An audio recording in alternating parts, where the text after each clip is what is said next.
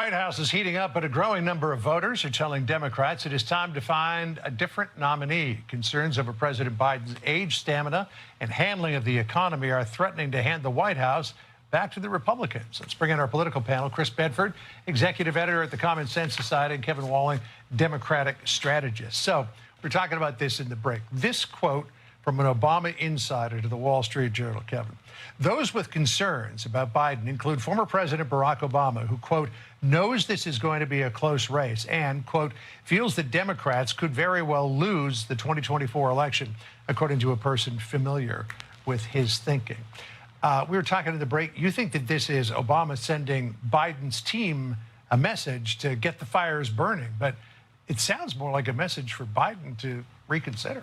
Well, John, I think, listen, the former president's right. This is going to be a close election, just like 2020 was, just like 2016 was, decided in a handful of states. And I think you're seeing former President Obama, who just recorded a film with President Biden talking about health care. That's going to be one of the two key issues, along with the state of the economy heading into 2024. And I think he's telegraphing that we need to step up our game. We need to, you know, the Biden campaign is hiring across all the key battleground states, Wisconsin, Michigan, Pennsylvania. Some of those announcements have already gone down, and we need to kick it into high gear. Less than a month away from the Iowa caucuses. That's when people are going to really focus on the race in 24, and we got to bring the fight to Trump. So we were talking about this in the break, too, that Biden's complaining about the poll numbers to his advisors. Well, you know, telegram to Joe Biden, it's you who's 81 years old.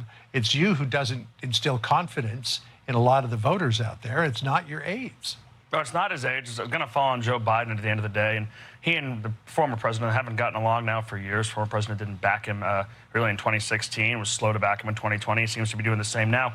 But I think there's some reason for Biden to feel a little put down by his age. He was picked as supposedly a more moderate, acceptable candidate to the broader electorate, someone who was able to beat Trump, where a lot of his people he ran against in the nomination process were far to his left in the Democratic primary.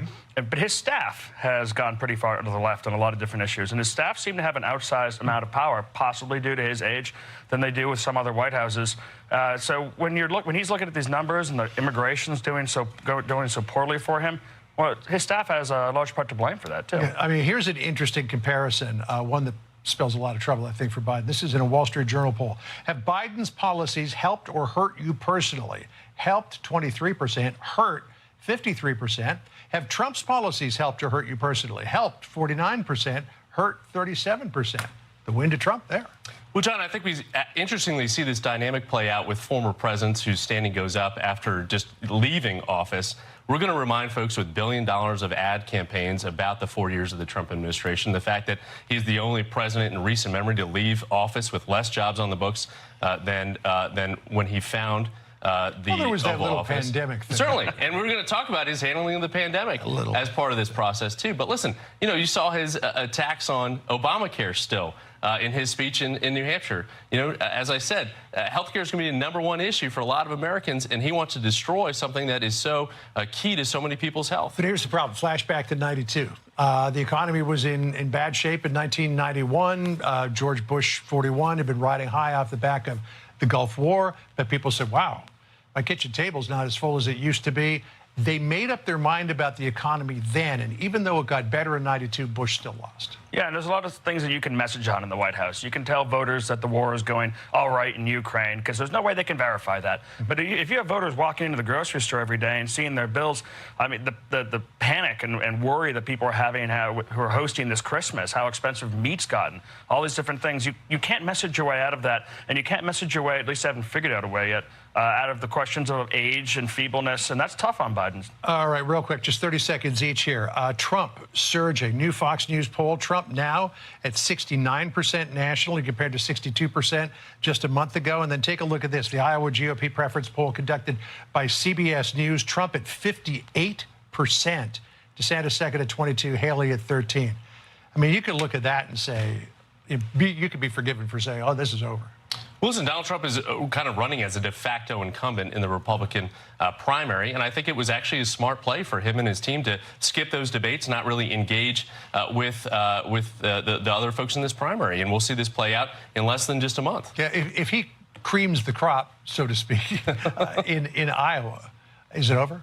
Yeah, I think it's because Haley is She's kind of within striking distance in Haley, in New Hampshire, if you consider a 14-point difference striking distance. the problem Haley's got is even as other candidates drop out and voters shift, she's not really gaining more than that 12, 13, 14%. There's these group of Republican primary voters who want a 2005 level candidate, or what the donors want. I think if Trump was hit by a bus tomorrow, Haley still wouldn't be able to pull it off in the actual primary against someone like DeSantis.